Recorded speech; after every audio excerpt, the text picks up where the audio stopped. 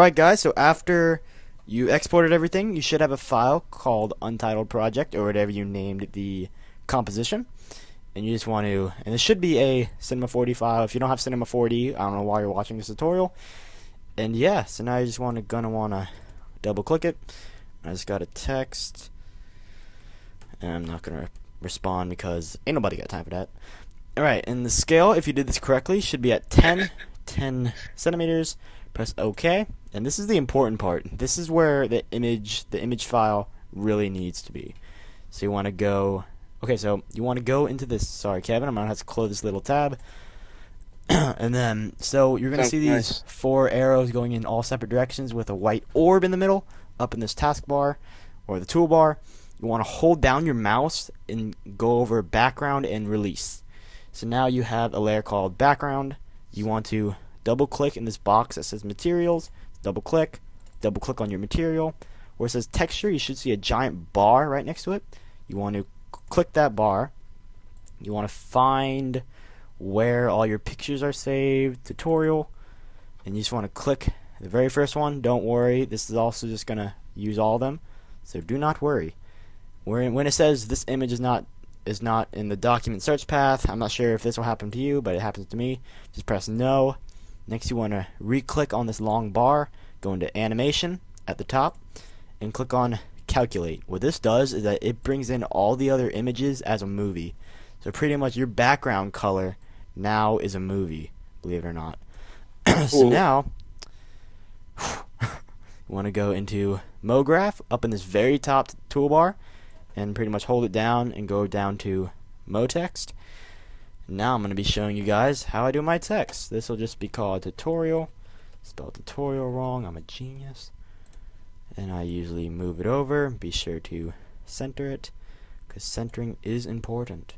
Now go over to caps. After you have your MoText highlighted, go to caps, and where it says start cap, go to fillet cap. I don't even know how to pronounce that, to be honest. And for radius, type in 2. And for end cap is going to be a fillet cap. Pretty sure I just said different names for both of them. For radius, type in 2. And now your text should look, oh, what did I just do? Like this, which is okay. Alright, so now you're going to back up. I mean, like, you don't even have to zoom in, just like I did. Actually, I don't like the placement. And now you just pretty much toggle with the depth and the height to your likings. And in this case, I'm going to bring mine down to about 80. Actually, no, that looks retarded. 120 is fine. Actually, no, still don't like it. 180, there we go. That looks good. And now I'm going to choose a font. I want to try out a new font I got, but I don't even know what it's called because I'm so cool. Oh, here it is. Alright, this was the new one. Oh, dang, this font's nice. The font I just used is called Sad Films. You can probably download it somewhere off the internet. Alright, and so now the next step here is to double click in the material box again, and now you're going to make the color. For my recommendation, I usually have the colors blend into the surrounding colors. Well, this is drone for Black Ops 2, and I know that this map has a lot of green and dark green, so that's what I'm going to be pretty much basing this off of.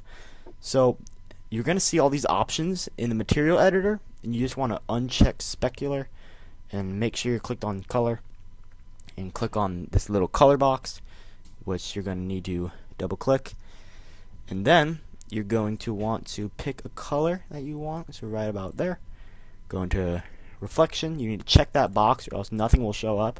Then after you click on the option, then I usually have my brightness on the reflection about 66.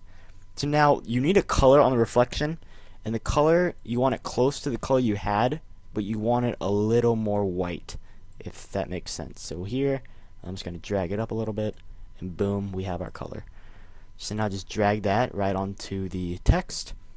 So now if you pre-render this, it should look like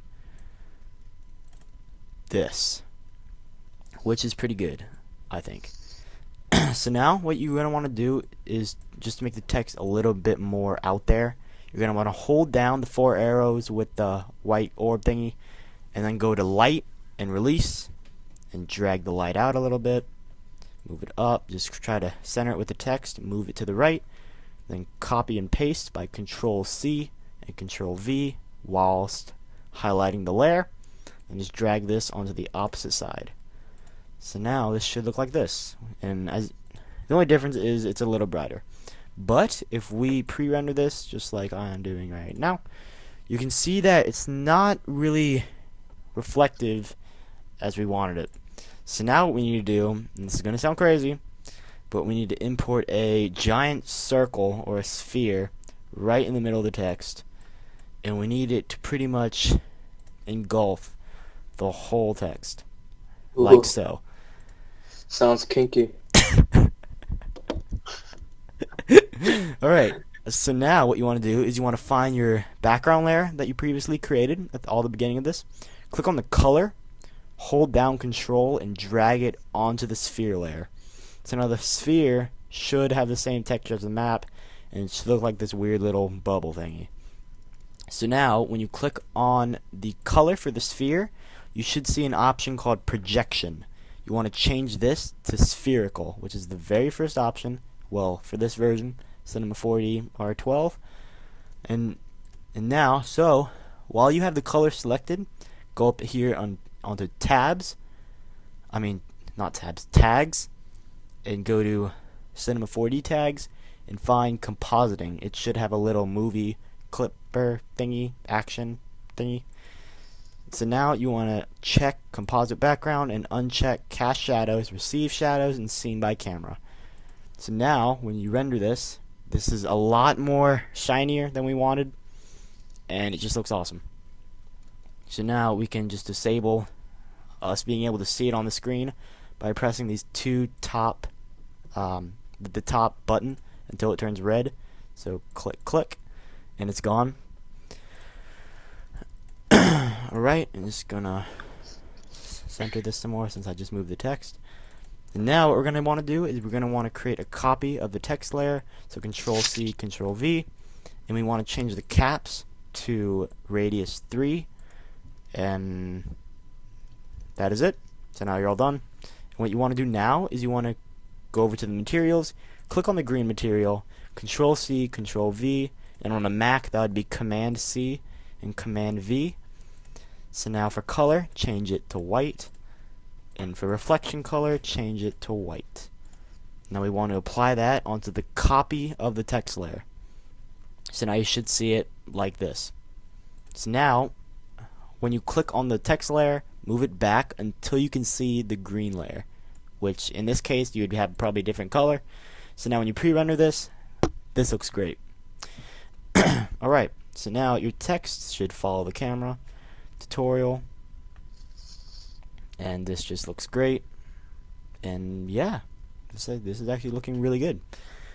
So after you've done everything, you just want to go to render settings, click on the tab output, change current frame to all frames, or what I do is I just do manual 1 to, so down here it says 378 because that's the timeline, so I'm going to do from frame 1 to frame 378.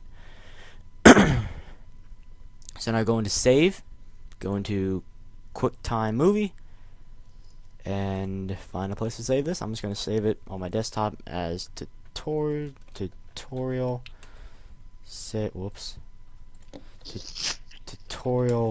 video. And then for multipass, you can just leave all that. For anti-aliasing, or aliasing, my bad. For anti-aliasing, you want to go to, instead of it saying geometry, you want to say best. And for filter, instead of still image, you want animation. And for the minimum level, you want it 2x2. For max level, you just want to keep it 4x4. Then after you do that, you just want to click on this middle box up in the toolbar right under render, and it'll start rendering. And I'll see you after this is done rendering. I just said rendering a lot. Alright, see you. Alright guys, Woo! The thing is, so why do you make like a weird noise right when I'm talking? Alright, let's try this again. Okay, guys. Hey, the rendering's all done, and so I'm just gonna close this. So now, if I go into Vegas and I import this from my desktop, it should look something like this. Oh, You can't even see it. What are you saying? I am So seeing now, it. after you add some color correction, like I'm about to do, I'm just gonna use just a quick one from a pack, because I'm too lazy to make one right now. I'll just use this one. Boom, create one. Disable my 3D. Alright, and now, so if I add some L glow, make it all rainbowy, turn off the amount and the radius. Oh my god, sounds so nice. Alright, so now if I were to pre-render this, which is going to take a bit, so I'll talk to you guys again, even though this part isn't really necessary. You can just stop watching it right now, or if you just want to see what I made, just stick around. And yeah. I'm gonna stick around. Alright guys, this has just finished pre-rendering, and so this is what it looks like. I love pre-rendering. Ooh, So yeah, it's smooth. this took me Does probably... pre-rendering, Huh? does pre-rendering make things smooth like the video? Yes, kinda. Is it only for like if you have effects in it? Yes. Okay. So when you watch it, it doesn't lag. Okay, so it's only for if you have like effects and stuff in it, right? Yeah. Okay. Alright, well, this was the motion tracking tutorial. Hope you guys enjoyed. And yeah, this will probably be up next week. So yeah, I'll see you guys later. Stay active and go check out Kevin's channel. Part 2's out next week? Probably, I don't know. And Okay. so yeah, go check out Should have it- Kevin's channel. I'll put it in the description. And yeah, peace out. Should be out tomorrow.